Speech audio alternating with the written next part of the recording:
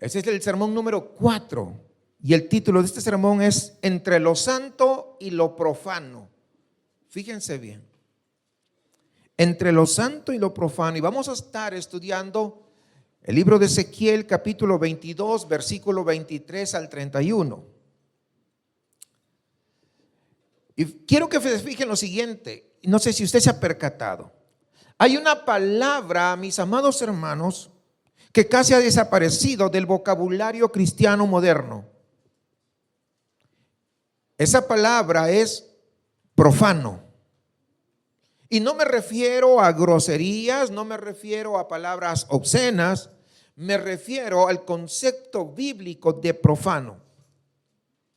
Aquello que trata lo que es sagrado como algo sin importancia. Eso es profano. Vuelvo a repetirles. Que trata aquello que es sagrado como algo que no tiene importancia.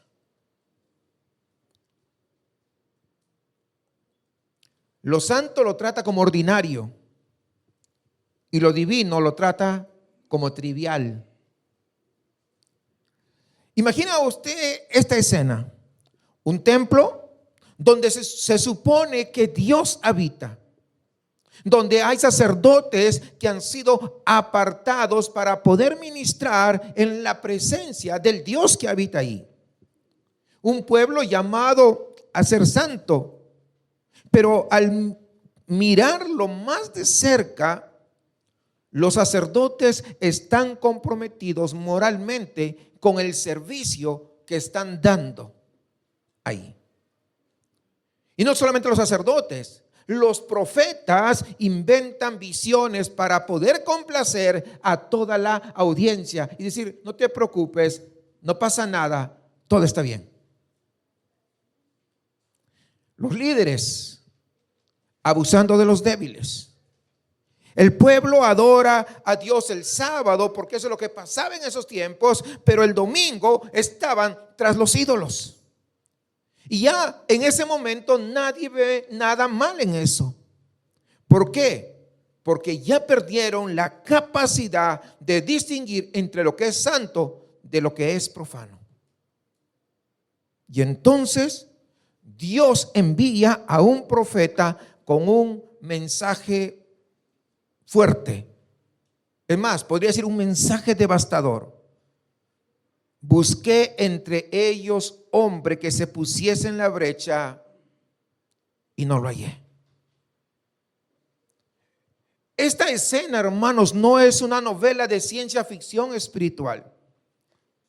Esta escena es Judá en el año 592 antes de Cristo, según lo que está narrando Ezequiel capítulo 22. Pero antes de que tú vayas a decir gracias a Dios que aquí en Iger no somos igual como ellos, necesitamos hacernos una pregunta bastante honesta. ¿Será que hemos dejado de tomar en serio la presencia de Dios?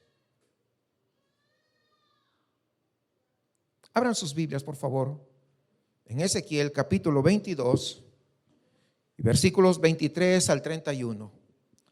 Y vamos a leer juntos este pasaje. Ezequiel 22, versículo 23 al 31. Vino a mí palabra de Jehová diciendo: Hijo de hombre, di a ella, tú no eres tierra limpia, ni rociada con lluvia en el día del furor. Hay conjuración de sus profetas en medio de ella. Como león rugiente que arrebata presa, devoraron almas, tomaron haciendas y honra, multiplicaron sus viudas en medio de ella. Sus sacerdotes violaron mi ley y contaminaron mis santuarios. Entre lo santo y lo profano no hicieron diferencia, ni distinguieron entre inmundo y limpio, y de mis días de reposo apartaron sus ojos, y yo he sido profanado en medio de ellos. Sus príncipes en medio de ella son como los lobos que arrebatan presa, derramando sangre para destruir las almas. para obtener ganancias injustas. Y sus profetas recubrían con lodo suelto, profetizándoles vanidad y adivinándoles mentira, diciendo: así ha dicho Jehová el Señor, y Jehová no había hablado. El pueblo de la tierra usada de opresión y cometía robo, al afligido y menesteroso hacía violencia, y al extranjero oprimía sin derecho. Y busqué entre ellos hombre que hiciese vallado y que se pusiese en la brecha delante de mí a favor de la tierra, para que yo no la destruyese, y no lo hallé. Por tanto, derramé sobre ellos mi ira, con el ardor de mi ira los consumí, hice volver el camino de ellos sobre su propia cabeza, dice Jehová el Señor. Esta es la palabra de Dios para el pueblo de Dios. Imagínense ustedes. Oremos, por favor. Amado Padre, con suma reverencia nos presentamos ante tu gloriosa presencia. Este pasaje, Señor, al leerlo no nos ha hecho nada cómodos, porque de alguna manera, oh Dios, ha venido a exponernos. No te pedimos que tú puedas suavizar tu palabra, lo que estamos leyendo en estos momentos. Te pedimos, Señor, que tú puedas aplicar donde más duele, en los lugares donde hemos tratado lo tuyo como si fuera algo ordinario, donde hemos pronunciado tu nombre con descuido, donde hemos llamado adoración a algo que tú nunca ni siquiera lo reconociste como tal. Háblanos en esta mañana con autoridad, con poder.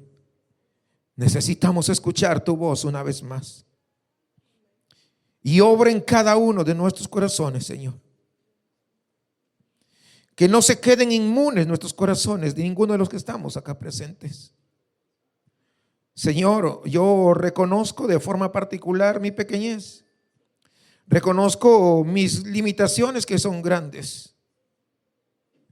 Sin embargo, en medio de todo ello, yo te suplico que tú puedas hablar a este tu pueblo que está presente. Te pido esto en Cristo Jesús. Amén. Pueden tomar sus lugares, por favor, en esta mañana. Déjeme ser directo, hermano, en esta mañana. La iglesia evangélica en América Latina, si no es en todo el mundo, está en peligro de poder repetir exactamente lo que Ezequiel está denunciando en este capítulo 22 que acabamos de leer. Y no me refiero a herejías teológicas obvias, aunque las hay. No. Me refiero a algo mucho más sutil y más peligroso. ¿Sabe qué pasa? La iglesia ha perdido el sentido de lo que es sagrado. Y tal vez usted esté diciendo: no creo. Les muestro evidencias. En nuestros cultos llegamos tarde, como si Dios tendría que esperarnos a nosotros, en lugar de que nosotros debemos estar acá esperando a Él con su presencia maravillosa. Cuando estamos en el tiempo de la alabanza, a veces platicamos entre nosotros como si estuviéramos en Starbucks, en una cafetería cualquiera. Salimos corriendo antes del amén final porque tenemos planes que hacer que son más importantes que Dios. Muchas veces usamos el teléfono durante el sermón para contestar nuestra llamada de emergencia, como si la palabra de Dios fuera un entretenimiento opcional. Y en nuestra vida muchas veces adoramos apasionadamente el domingo, pero vivimos como si no conociéramos a ese Dios que adoramos el domingo el día lunes. Levantamos las manos en el templo y levantamos la voz con ira en nuestras casas, contra la esposa, contra el esposo, contra los hijos, etc. Cantamos sobre la santidad de Dios y luego consumimos el entretenimiento que el mundo consume. Profesamos reverencia con nuestras vidas, pero ¿saben qué? nuestras vidas no muestran ninguna diferencia visible con alguien que no conoce las cosas de Dios.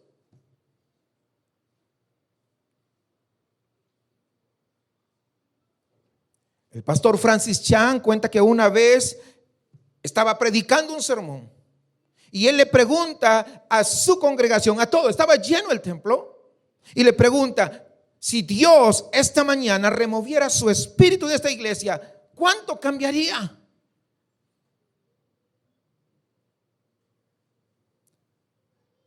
Y mientras lo preguntaba, se dio cuenta de algo aterrador. Casi nada cambiaría, porque ya vivían muchas veces como si Dios no existiese. Ezequiel 22 es una radiografía espiritual. Es más que una radiografía, es una resonancia magnética como la que me hicieron hace una semana, donde se ve absolutamente todo, no puedes esconder nada. De un pueblo que profesaba adorar a Dios, pero que había perdido completamente el sentido de su santidad. Y ese mensaje es tan urgente para nosotros el día de hoy como lo fue para Judá hace más de 2500 años. ¿Y saben por qué? Porque cuando perdemos el sentido de lo que es santo, entonces, ¿saben qué? No solamente pierdes la reverencia, pierdes al mismo Dios que es el centro de toda nuestra existencia. Ezequiel era profeta y sacerdote, debemos recordar ello. Escribe desde el exilio cuando estaban en Babilonia alrededor del año 592 antes que Cristo viniera. Jerusalén aún no había sido destruida, pero el juicio estaba de camino, venía. Y Ezequiel 22 es uno de los capítulos, quiero decirles, más duros, más directos de toda la Biblia. Y Dios está presentando una acusación formal contra Jerusalén, como en un tribunal. Y desde los versículos 1 al 22 comienza Dios a listar pecados concretos. Dios no dice: yo creo, alguien me dijo que por ahí. No, Dios comienza a listar uno por uno todo lo que le ofendía.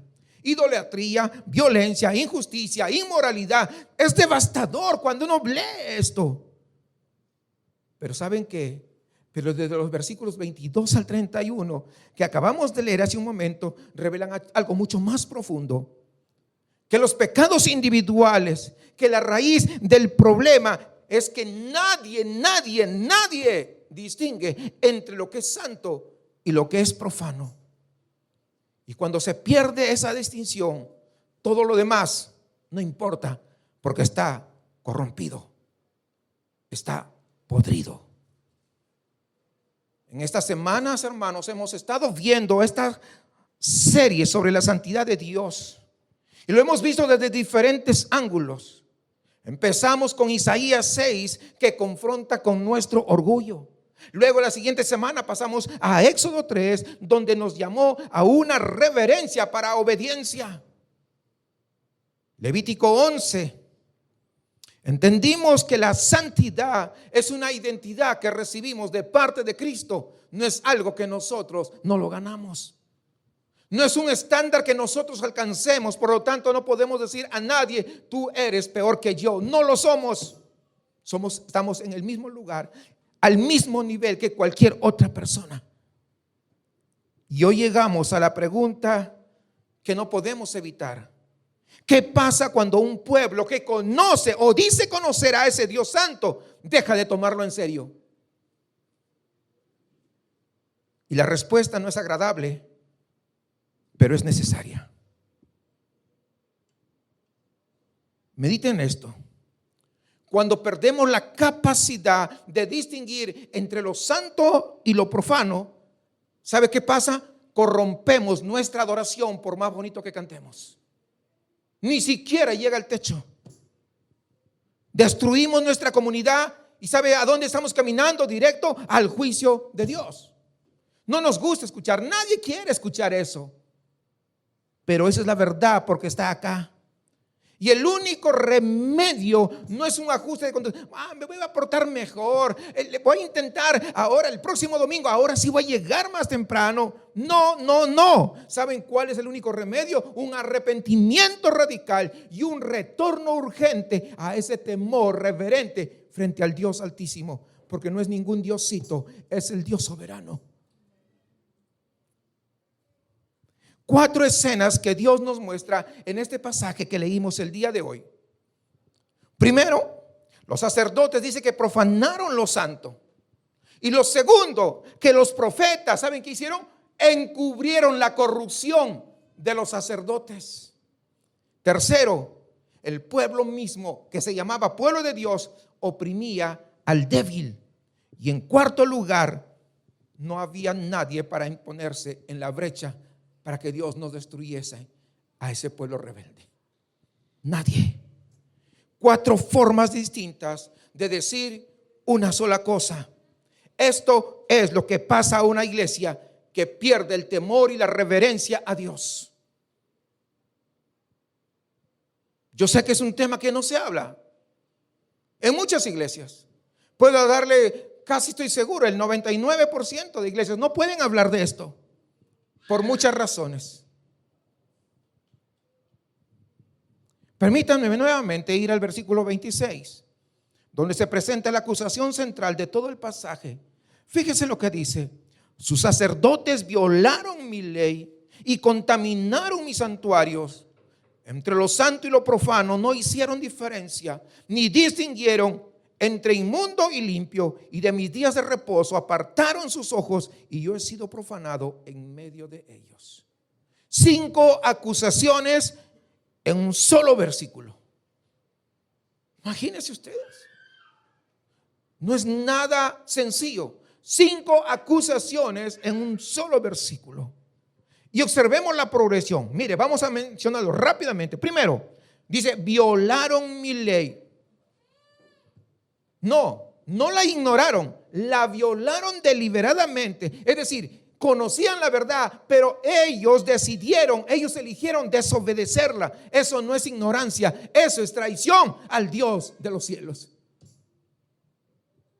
Segundo, ¿qué más dice? Contaminaron mis santuarios. Es decir, el lugar donde Dios habitaba fue profanado, trayendo ídolos, usando el templo para beneficio personal, mezclando lo divino con lo que les convenía. ¿Acaso no hay pastores que presionan a veces a la gente para poder obtener dinero y metérselo a su bolsa? Mucho de ello hay. Tercero, dice: no hicieron diferencia entre lo santo y lo profano. Esa es la acusación central. Es decir, que para ellos todo se volvió igual. El culto a Dios o un ritual vacío. La adoración verdadera y ese entretenimiento religioso para decir: ya cumplí, check. Algo más en mi lista. Cuarto, estoy yendo todavía sobre el mismo versículo, que dice: apartaron sus ojos de mis días de reposo. En ese entonces el sábado era la señal del pacto. Ignorarlo era decir en voz alta: no nos importa tener una relación contigo. Hoy el domingo es establecido como el día del Señor. Por eso decimos el día del Señor. ¿Para qué? No para ver una maratón de Netflix el domingo. No para dedicarme a otras actividades. Es para el Señor. Ay, pastor, es que no pude venir porque justo llegó mi comadre el domingo. Yo tenía toda la intención de venir porque es el día del Señor. Pero llegó mi comadre a visitarme y ya no pude llegar. Es lo que estaba pasando acá. Y quinto, la consecuencia que lo resume todo: yo he sido profanado en medio de ellos. Cuando profanamos lo santo, ¿sabe qué estamos haciendo? Estamos profanando al Dios mismo ante el mundo. Es decir, decirle: Dios no es tan importante, es un diosito. Podemos nosotros pasarle a gente que no conoce al Dios verdadero que diga diosito, pero muchas veces, aunque nosotros no decimos diosito, sino que escribimos Dios con D mayúscula como tiene que ser, Sin embargo, nuestras actitudes pueden estar diciendo Diosito. Hermanos, los sacerdotes de Israel no eran empleados del templo. Ellos estaban llamados a proteger la frontera entre lo santo y lo divino. Levítico 10:10 les daba una responsabilidad específica.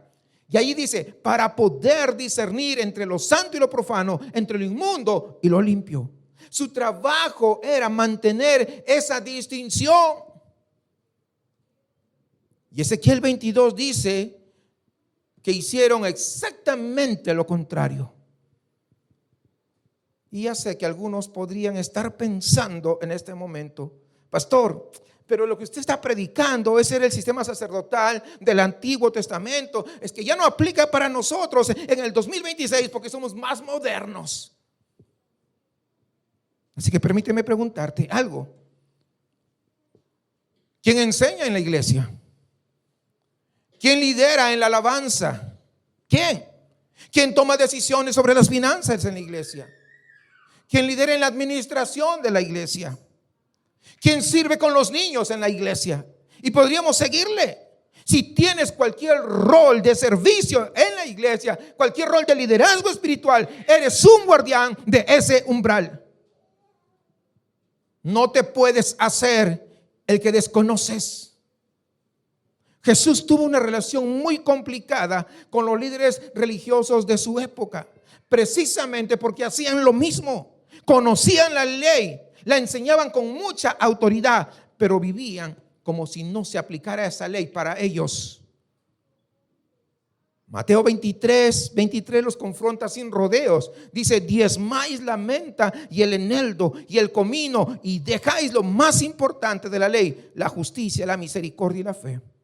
Es decir, ellos sabían distinguir entre las hierbas limpias de las hierbas inmundas. Es lo que nos está diciendo. Pero no distinguían entre lo que era la religiosidad de una vida genuina, espiritual, que tenían una relación con Dios. Hebreos 7:26 nos dice que Jesús fue un contraste. Dice que fue santo, inocente, sin mancha y apartado de todos los pecadores. Ese es Jesús. Es decir, ese es el sumo sacerdote que nunca atravesó la frontera, la barrera, que mantuvo con su vida y con su muerte la distinción que los sacerdotes de Ezequiel habían abandonado hace mucho tiempo. Hace un tiempo escuché una historia sobre un pastor. Llevaba muchos años en el ministerio. Era un hombre elocuente, un hombre carismático, tenía un talento evidente para poder transmitir, pero con el paso de los años, él comenzó a notar algo inquietante. Cada vez que él predicaba con claridad acerca del pecado, la congregación se ponía muy incómoda. ¿Sí? Algunas personas comenzaron a dejar de asistir. Los comentarios en las redes sociales y los chats de WhatsApp disminuyeron, ya no respondían. Ya no, cuando antes decían amén, estoy de acuerdo, aleluya, esa palabra, Dios mío, gracias. Ahora no decían nada. Incluso las ofrendas descendieron, como que se resintieron. Y entonces este pastor muy sabio comenzó a hacer ciertos ajustes pequeños, nada que pareciera radical. Donde antes decía arrepentimiento, comenzó a hablar de una transformación personal. En lugar de hablar de pecado, hablaba de las áreas de oportunidad. Sí. Y algunos pasajes bíblicos ya no eran parte de los sermones que él predicaba. ¿Por qué? Porque este pastor sabía exactamente la reacción que iba a provocar en la audiencia. Un día, antes de iniciar el servicio de adoración, un hijo que tenía él, de 12 años, le hizo una pregunta inesperada. Le dijo, papá, ¿hoy vas a decir la verdad o hoy vas a predicar la verdad o vas a predicar la versión bonita? Según cuenta la historia, ese pastor se quedó en completo silencio. Después del servicio, se encerró en su oficina y lloró durante largo rato. No porque la pregunta fuera complicada, sino porque había venido de su propio hijo que se había dado cuenta de lo que estaba haciendo. Y en ese momento comprendió algo que llevaba tiempo evitando reconocer. Sin darse cuenta, había comenzado a suavizar el mensaje hasta que ya no era diferente de una palabra motivacional. Hay gente que se para en los púlpitos y habla y grita y emociona a la gente y piensan que eso es predicar. Eso no lo es. Como dijo un pastor reconocido, dijo: hemos creado una cultura cristiana donde todo es entretenimiento, donde ya no hay nada sagrado y Dios es simplemente el mejor show del domingo. Yo voy a la iglesia para sentirme mejor. Y nos preguntamos por qué no hay poder, por qué no hay transformación. Es porque hemos profanado lo santo.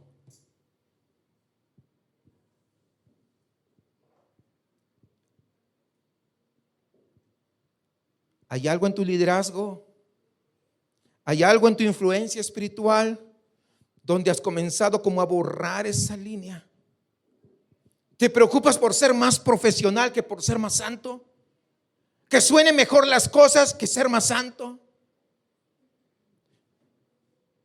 ¿Que preparar mejor de repente las actividades para los niños que ser más santo?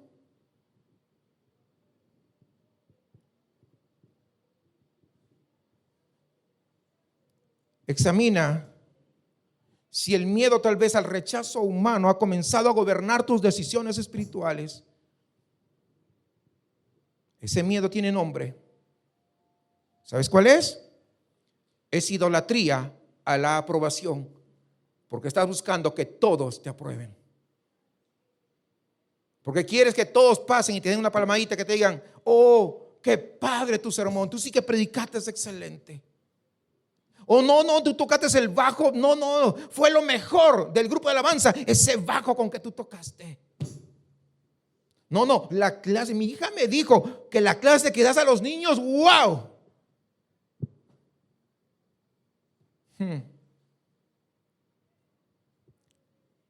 Pero ¿sabe qué? Los sacerdotes que estaba hablando Ezequiel no operaban en el vacío. Alguien los estaba dando cobertura. Alguien ponía las palabras sobre que Dios nunca había dicho nada. Mire el versículo 28. Sus profetas recubrían con lodo suelto, profetizando vanidad y adivinándoles mentira, diciendo: así ha dicho Jehová el Señor, y Jehová no había hablado. El día de hoy hay muchos: Dios me dijo tal cosa, y Dios no dijo nada. El Señor tengo una palabra para ti, y Dios no le dijo nada. Mira, tuve un sueño contigo. Bueno, será una pesadilla, no un sueño. Dios no le dijo nada, pero tratan de manipular a la gente de diferentes maneras, de diferentes formas.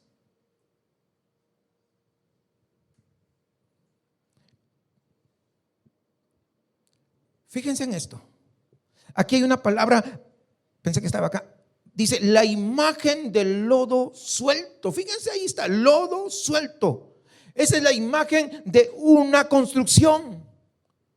Alguien levanta una pared con un material deficiente, mal hecho desde el principio. Estructuralmente no tiene ni siquiera las columnas que deben sostener. En lugar de ponerle cuatro varillas de acero, le pusieron 2 para ahorrar. Mal hecho. Y entonces viene alguien, y para que nadie descubra lo que está a punto de derrumbarse, le pone ahí encima una capita de yeso. No pasa nada, como se dice acá, para que parezca que está firme. Por fuera se ve muy sólida, pero por dentro sigue siendo esa pared a punto de venirse abajo. Eso es lo que estaba pasando ahí. Los profetas, hermanos, ¿saben qué? No construyeron la corrupción de los sacerdotes. Los profetas la ocultaron. Los profetas hicieron ver bien la corrupción de los sacerdotes. Pusieron palabras de Dios sobre decisiones que nunca fueron de Dios.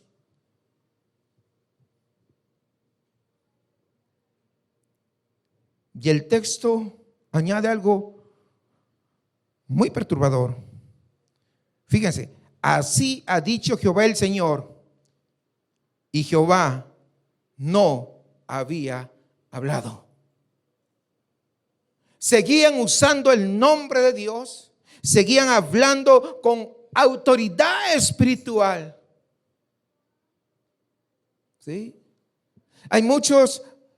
Conozco mucha gente que dice, oye, Dios me dijo que tú te tienes que venir para acá a cambiarte conmigo, porque aquí vas a ver el poder verdadero de Dios.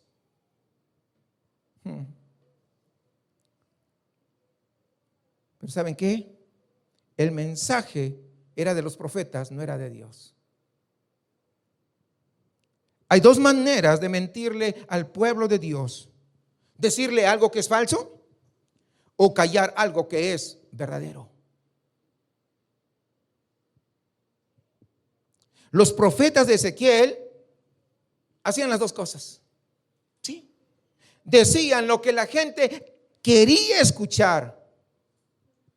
Es que una vez alguien me dijo, es que ¿sabe qué, pastor? Yo me estoy yendo a tal, no voy a decir el nombre, pero estoy yendo a tal iglesia porque ahí sí que hablan tan bonito. Sí, claro. Que te escuchen bonito, pero así vas a terminar en el infierno bonito, con palabras bonitas. Sí, me lo dijeron directo. No una, ni dos personas. Entonces, aquí decían lo que la gente quería escuchar, pero ¿sabe qué? Pero callaban lo que la gente necesitaba escuchar. Esto no es antiguo, hoy lo vemos de formas muy concretas. Quiero rápidamente listar brevemente algunas cosas. Por ejemplo, el llamado evangelio de la prosperidad. Dios quiere que tú seas rico, declara tu bendición, siembra en mi ministerio, dicen. Y ¿sabes qué? Vas a multiplicar. Les digo una cosa, eso no es evangelio, esa es ambición humana recubierta de versículos fuera de contexto. Número 2, el evangelio de autoayuda que hay en muchos lugares. Tu mejor vida es ahora. Dios tiene un plan maravilloso para ti. ¿Saben qué? No hay arrepentimiento sin cruz, sin costo. Hay inspiración motivacional con unos versículos de trasfondo. Entonces dicen, yo creo que este es de Dios. Tiene que ser Dios. Si no hay arrepentimiento, no es de Dios. Si no hay cruz, si no corres a la cruz para poder pedir perdón, no es de Dios. Pero muchos le achacan a Dios. ¿Por qué? Porque hay gente que le dice, tú vas a ser Dios. Hay cosas que Dios hace extraordinarias, por supuesto. Y a veces sin que tú lo pidas.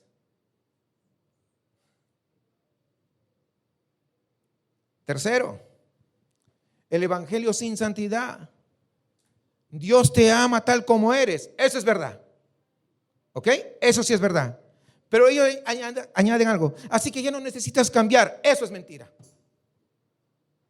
Están mezclando una verdad con una mentira. Es gracia sin arrepentimiento, es amor sin transformación, es aceptación sin dirección. También es falso. Cuarto, aquellas profecías personales inventadas. Dios me mostró que tú vas a lograr esto, aquello y lo otro, cuando Dios no mostró nada. Eso es exactamente lo que Ezequiel estaba denunciando: poner palabras en la boca de Dios que Dios nunca pronunció.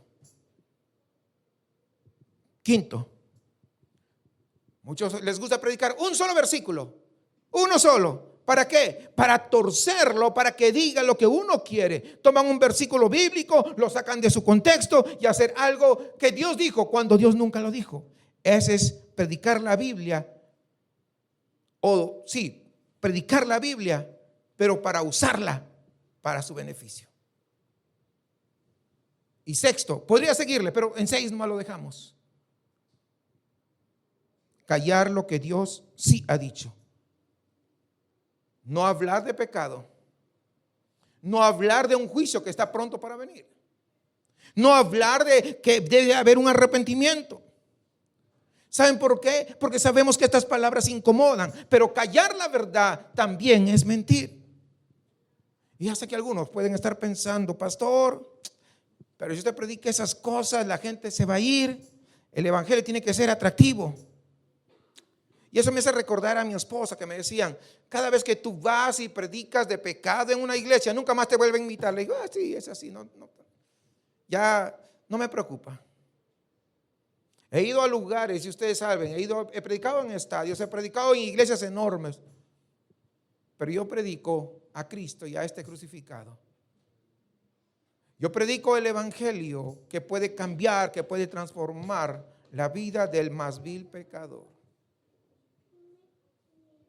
Yo no vine para poder caerle bien a la gente. Imagínense, Jesús predicando sepulcros blanqueados. ¿Usted cree que iba a recibir una invitación? Pues no le iban a volver a invitar a Jesús. O sea, somos del mismo equipo de Jesús. ¿Por qué? Porque yo no estoy tras que me invítame para tu ministerio, invítame por aquí. No me importa que me inviten. Usted ve mi Facebook, no ve ninguna foto de donde Dios me ha permitido ir a diferentes lugares, diferentes países. Es irrelevante, porque yo soy un siervo tan pequeño de Dios que predico a un Dios grande. Yo no soy el grande. Hermanos, tenemos que recordar esto, que el evangelio es la mejor noticia del universo, pero no hay buenas noticias si primero no hay verdad. Porque es como alguien que tiene cáncer. Si yo no le digo que tiene cáncer y yo le digo, ¿sabes qué? Te voy a dar este tratamiento, con esto vamos a mejorar. No lo va a tomar ni en serio. Bueno, lo toma por compromiso, pero hasta ahí. Es más, ni siquiera lo toma. Pero ¿saben qué? Pero si sacamos unos estudios y demostramos que tiene un cáncer maligno que ya se expandió todo su cuerpo, y yo le digo, ¿sabes qué? Te voy a dar un tratamiento que te va a eliminar todas esas células cancerígenas y vas a estar sano, va a apreciar la medicina. Estoy seguro que nunca lo va a dejar de tomar de acuerdo a las instrucciones. ¿Por qué? Porque sabe lo que hay mal dentro de su cuerpo. Igual es con el evangelio. La gracia, hermanos, no tiene peso si no hay pecado que la haga necesaria. Y un mensaje sin cruz no es el evangelio de Jesucristo. Es yeso sobre una pared que se va a caer. Jesús advirtió con bastante claridad y dijo, guardaos de los falsos profetas que vienen a vosotros vestidos de ovejas, pero por dentro son ¿qué? Lobos rapaces. Exactamente. Es más, Pablo, el apóstol, anticipó nuestro tiempo con una precisión asombrosa. Él dijo, vendrá tiempo cuando no sufrirán sana doctrina. Es decir, no querrán escuchar. Es que aburrido ir allá a esa iglesia. Mejor me voy allá donde saltan, gritan, brincan y todo lo demás. Porque me hacen sentir bien. ¿Tú crees que Dios quiere hacerte sentir bien? No. Quiere liberarte de tu pecado porque te ama demasiado.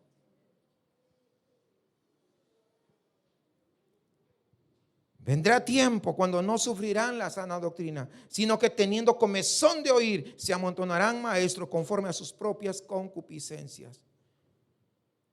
Este tiempo no está llegando, este tiempo llegó ya hace muchos años atrás.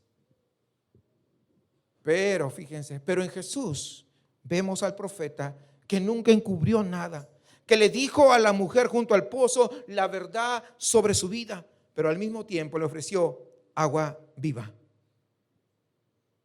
Confrontó a los líderes religiosos con la misma pasión con que acogió a los marginados.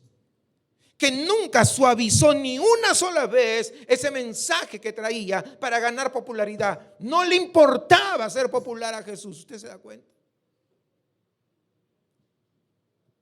Él es el modelo que significa hablar con gracia y con verdad. No la verdad sin gracia porque destruye, pero no la gracia sin verdad que engaña. Tienen que ser las dos juntas. Gracia y verdad siempre. Como señala Paul Tripp en su libro Instrumentos en las manos del Redentor, y abro comillas, él dice: el ministerio que evita la confrontación amorosa no está sirviendo a las personas, las está abandonando a sus propios engaños. Cierro comillas.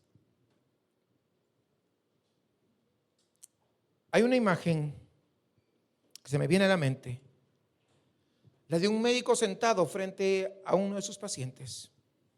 Su paciente es un hombre que fuma 2 cajetillas de cigarros al día, que tiene la presión altísima por las nubes. Y en lugar de decirle la verdad, lo único que este doctor le dice es: ¿sabes qué? Estás un poco estresado, lo que tendrías que hacer es que deberías descansar más. ¿Sabe qué pasa? Técnicamente no mintió, pero cayó lo que el paciente necesitaba escuchar con urgencia. Ese médico no es compasivo, ese médico es un cobarde. Y esa cobardía puede costarle la vida a ese paciente. Pero ¿saben algo más? Hay muchos pastores cobardes cada domingo delante de los púlpitos.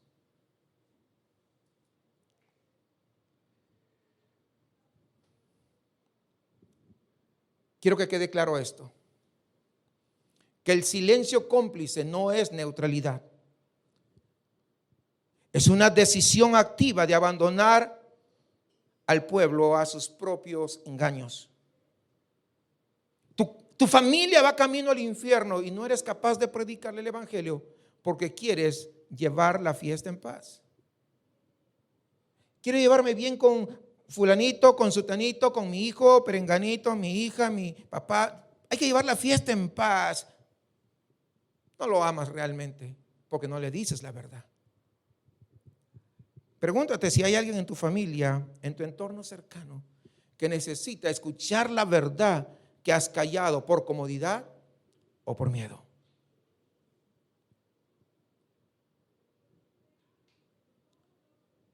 Y mientras los que tenían autoridad espiritual fallaban, hermanos, las consecuencias, ¿saben qué pasó? Alcanzaron a todo el pueblo. Que no puede ser de otra manera. El pueblo aprendió a hacer exactamente lo que veían. Versículo 29. Fíjense lo que dice: el pueblo de la tierra usaba de opresión y cometía robo, al afligido y menesteroso hacía violencia, y al extranjero oprimía sin derecho. Aquí Dios ya no está hablando de los líderes, no está hablando de los servidores allá en la iglesia. Aquí está hablando del pueblo común, de las personas que se sentaban ahí en los atrios del templo, que conocían la ley, que habían escuchado desde niños que Dios ama al extranjero, que Dios defiende al débil, que escucha el clamor del pobre, y hacían exactamente lo contrario. 4 grupos: el afligido, el que estaba aplastado económicamente, el menesteroso que no tiene nada, el extranjero, el inmigrante vulnerable, todos eran oprimidos sin derecho, es decir, sin que nadie en el sistema que se manejaba los defendiera. Estos no son crímenes individuales, hermanos, aislados, es corrupción que se volvió cultura. La conexión con lo que vimos antes, hermanos, quiero que sepan, no es casual. Cuando los líderes espirituales borran esa línea que debe haber entre lo santo y lo profano, ¿saben qué? El pueblo en general va a perder esa brújula moral. No de golpe tal vez, pero sí progresivamente, poco a poco. Si el que dirige el servicio desde el púlpito no distingue, ¿cómo va a distinguir el que se sienta simplemente en su silla? No sé si me entiende. Si el que guía la alabanza no vive en integridad en su matrimonio, en su trabajo, con su prójimo, ¿qué modelo sigue el que lo mira? Si los que sirven en la iglesia infantil no viven lo que enseñan, ¿saben qué? Faltan cuando quieren. Hay un mensaje claro que se está transmitiendo. ¿Y saben qué? Nuestros niños pequeños lo ven. Y el primero que sufre cuando la iglesia pierde su norte es siempre el mismo, el que ya no tiene a nadie más. El extranjero, el pobre, el que no tiene voz en ningún otro lugar. No puedes adorar al Dios Santo el domingo y oprimir a los débiles el lunes. No funcionan juntos. Uno de los dos es una mentira. Y ya sé que algunos podrían ahorita mismo estar pensando, porque yo sé que ustedes son muy inteligentes y ya están pensando, oh pastor, pero ¿sabe qué? Eso no se aplica a mí, porque yo no oprimo a nadie, yo soy una mansa paloma, yo soy una buena persona. Permite hacerte una pregunta tal vez diferente. ¿Cuándo fue la última vez que tú hiciste algo concreto por alguien que no podía darte absolutamente nada a cambio? Porque la opresión no es solamente activa, a veces simplemente es voltear la mirada para hacerte el loco de que no viste al necesitado.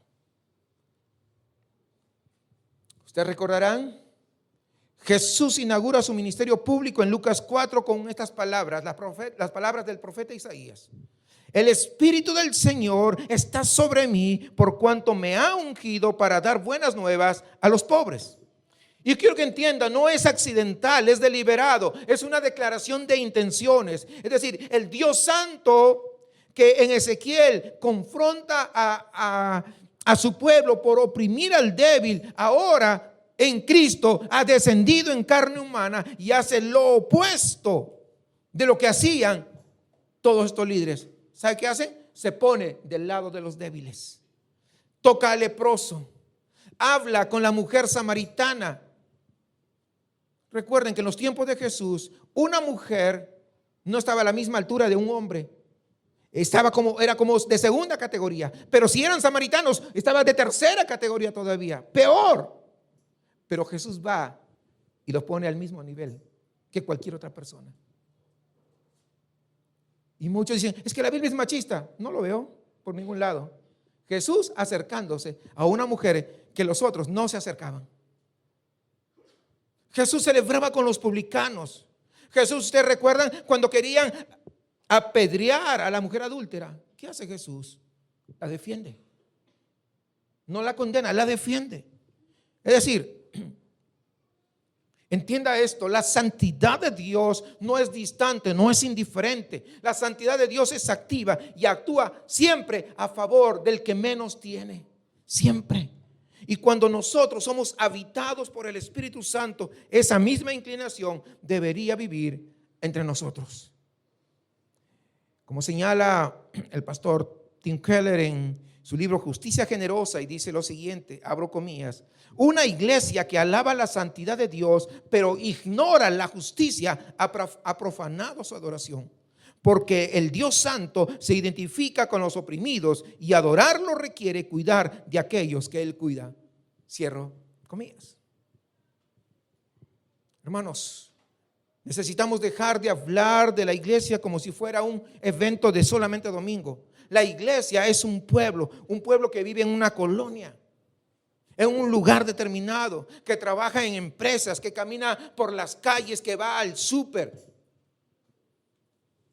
Y ese pueblo tiene que ser reconocible, no por el edificio donde nos reunimos nosotros, no, sino por lo que hace, por los que nadie más quiere. Y pregunto, ¿es conocida Ijer entre los pobres de la ciudad?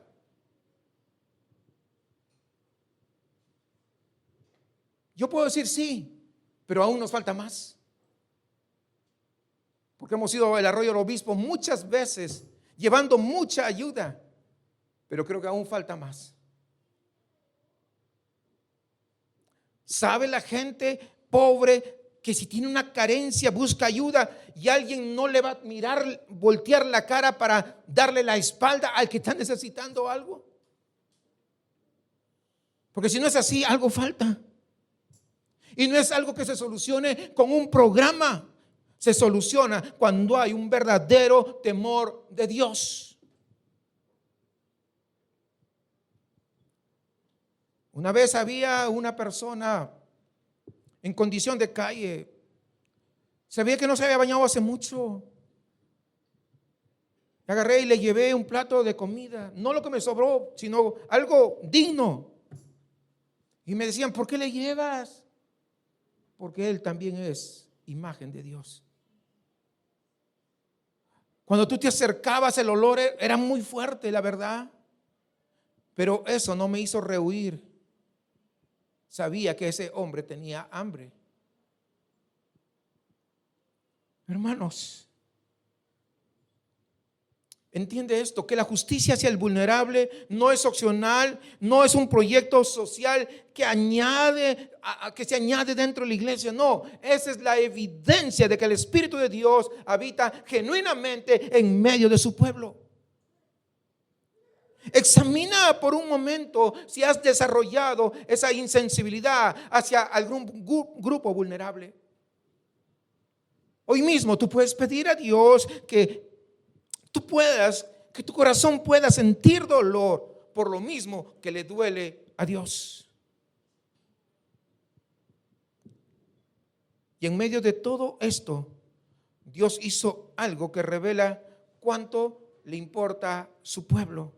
Incluso cuando Dios lo está confrontando, ¿sabe qué hace Dios? Buscó activamente, buscó a alguien que separara entre su pueblo y el juicio.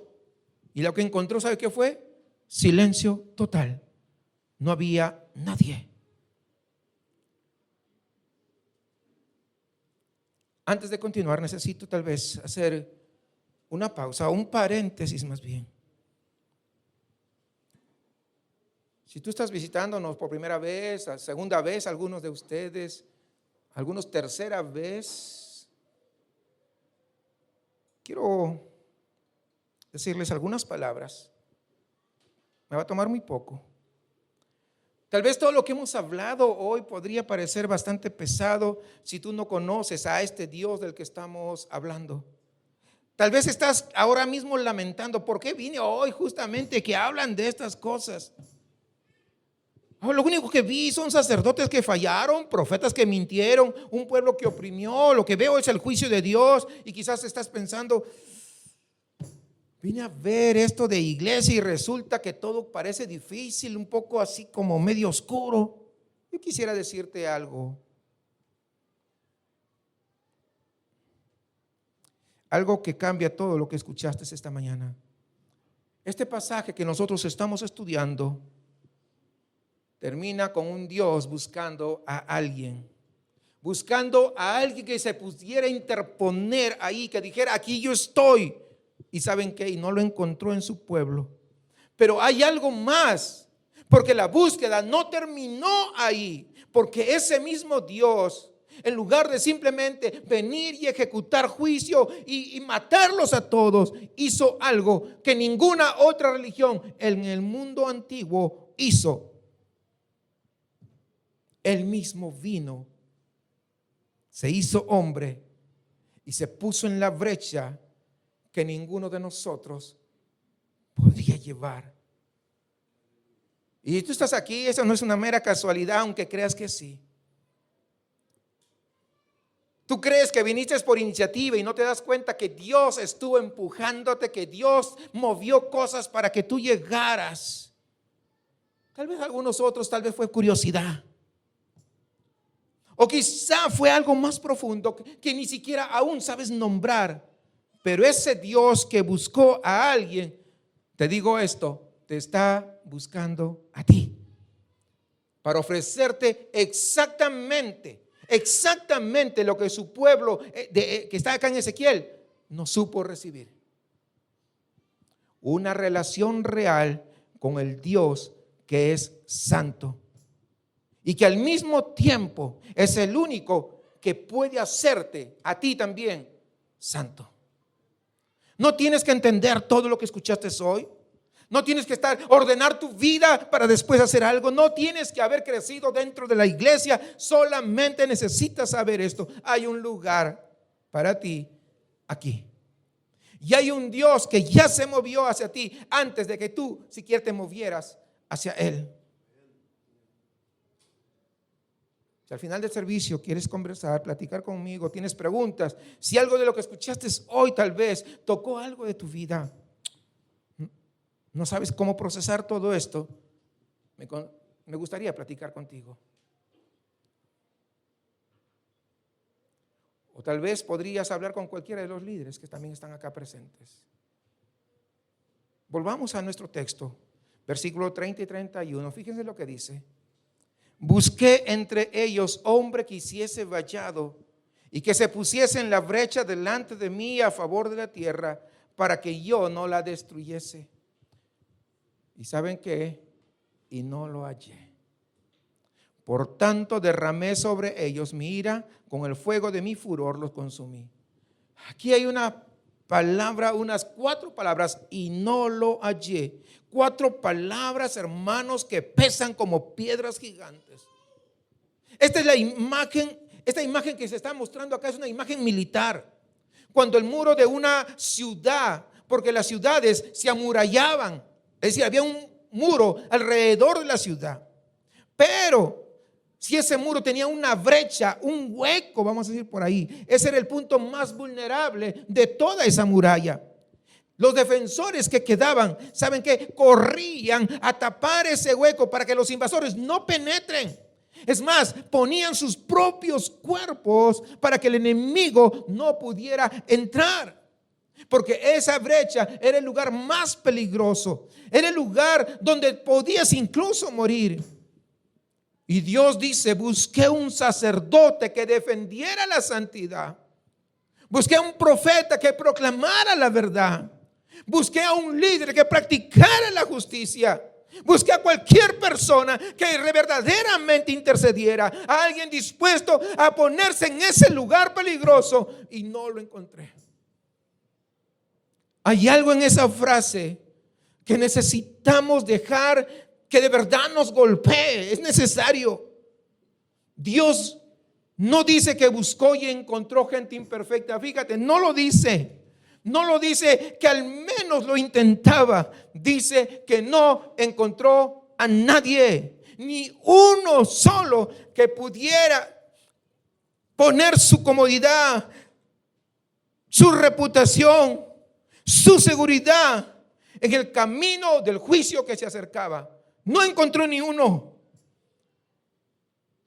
Y esa frase no describe solo a Israel en el siglo 6 antes de Cristo. Esa frase describe a muchas iglesias el día de hoy. Hay corrupción en el liderazgo. Hay confusión doctrinal. Hay personas que sufren aún dentro de las mismas congregaciones. Y hay silencio cómodo muchas veces entre las sillas. Todos lo ven, pero nadie quiere decir nada. Pero ¿saben algo? Lo que no encontró Dios en Israel, lo proveyó Él mismo en su Hijo Jesús. Como predicó Charles Spurgeon, abro comillas, él dijo en Ezequiel 22, Dios buscó y no halló, pero en el Calvario Dios envió a su propio Hijo a pararse en la brecha. Cristo se interpuso entre la justicia de Dios y nuestro pecado. Recibió el golpe que merecíamos. Él es el hombre que se puso en la brecha. Cierro comillas.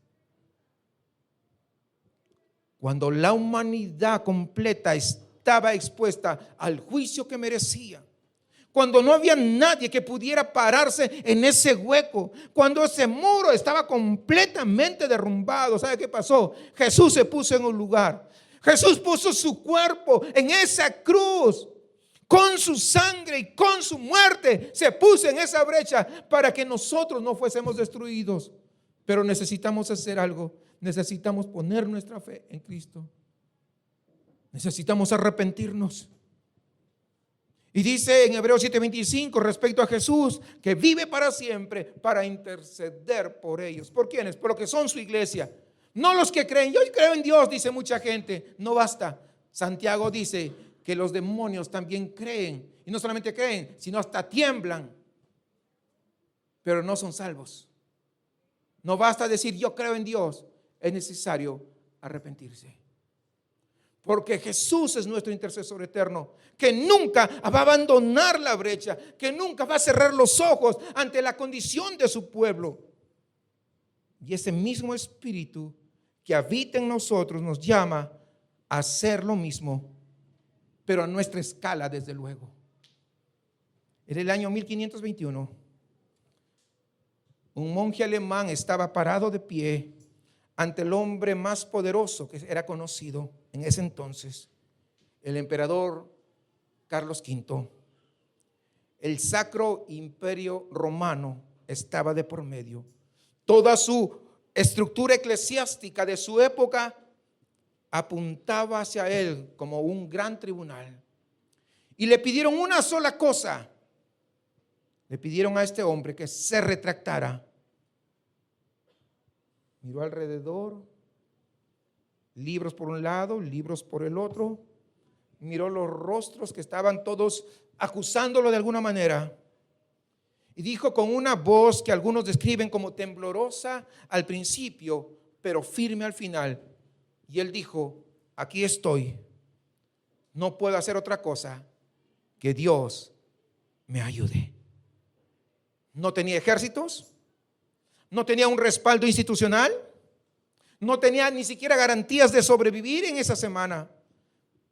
Lo que sí tenía era la convicción de que alguien tenía que pararse en la brecha, aunque le costara todo. ¿Y saben qué? La historia de la iglesia nunca volvió a ser la misma. Ese hombre se llamó Martín Lutero. No era un hombre perfecto, era un hombre con muchísimos defectos, pero él dijo: aquí estoy, Señor. No te estoy pidiendo que seas Lutero, te estoy pidiendo que tú entiendas que tienes que ser algo mucho más cercano. Te estoy preguntando si hay una brecha en tu familia donde nadie antes se ha parado todavía. Tal vez es la brecha que tiene que haber en tu matrimonio o hay en tu matrimonio. Y quizás en nuestra misma congregación, donde tal vez alguien ha percibido que algo no está bien. Y no estoy hablando de sospechas, porque a veces yo soy muy claridoso. No estoy hablando de esas tonterías. Estoy hablando algo que el mismo Espíritu Santo te ha hecho ver de verdad, genuinamente, pero que nadie todavía ha dado el paso para nombrarlo y decir: yo me voy a poner en la brecha, en lugar de señalar a todos. Como escribió Francis Chan en su libro Loco Amor, abro comillas, dice: el mundo no necesita más personas con buenas intenciones, necesita personas que hagan la diferencia, aunque les cueste algo. Cierro comillas. Dios buscó a alguien en Israel y no lo encontró. Y esta mañana te está buscando a ti. Reconoce que la inacción no es neutralidad. Cada vez que eliges no pararte en la brecha, estás eligiendo algo. Y ese algo tiene consecuencias. Consecuencias reales para personas reales. Pídele a Dios que te muestre la brecha específica donde Él te está llamando. No a otra persona, a ti. Ahora. 4 imágenes de lo que pasa cuando el pueblo de Dios pierde el temor de Dios. Los sacerdotes dejaron de distinguir entre lo santo y lo profano. Los profetas agarraron y cubrieron toda esa corrupción con un lenguaje religioso. Y el pueblo aprendió a oprimir a los más vulnerables y no había nadie que se pusiera en la brecha. 4 rostros distintos de una misma realidad. Eso pasa cuando perdemos el temor de Dios. Todo lo que toca nuestra vida espiritual, todo se corrompe. Entiéndelo. El remedio no es un programa de mejora, no es un compromiso renovado. La próxima semana lo voy a hacer mejor. No, el remedio es arrepentimiento genuino. Arrepentimiento que comienza por ver las cosas como Dios las ve. Esta semana, una sola cosa, no 2, no 3, 15 minutos a solas con Dios, con esta pregunta delante de Él. ¿Hay algo en mi vida? ¿Hay algo en mi liderazgo? ¿Hay algo en mis relaciones donde yo he perdido la distinción entre lo que te agrada, Señor, y lo que me conviene a mí. Y digo conviene, pero entre comillas. Y quédate quieto hasta que Él responda. La semana que viene, el ángulo cambia completamente. En Éxodo 19 vamos a ver que Dios no nos confronta con nuestra realidad para dejarnos ahí. Nos confronta para poder llamarnos a algo, a ser un reino de sacerdotes, un pueblo que vive en la brecha, no porque sea heroico para empezar, sino porque fue comprado por el único que se paró allí antes de manera definitiva. Quiero decirte y animarte, sal de aquí, no con esa culpa paralizante, sino con claridad, con una nueva perspectiva. La gracia que te salvó o que te salva es la misma que te capacita para poder vivir diferente. Oremos al Señor.